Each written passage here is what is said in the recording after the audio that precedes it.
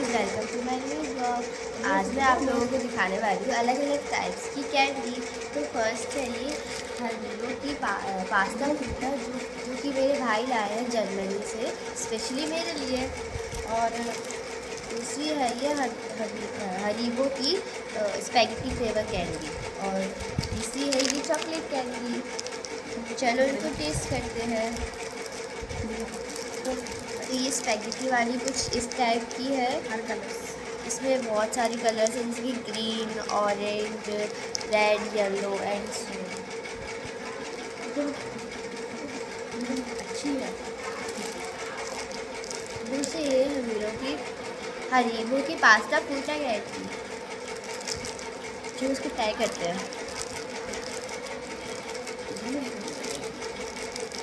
तो इसमें भी बहुत सारे कलर्स हैं जैसे कि और येलो, ग्रीन,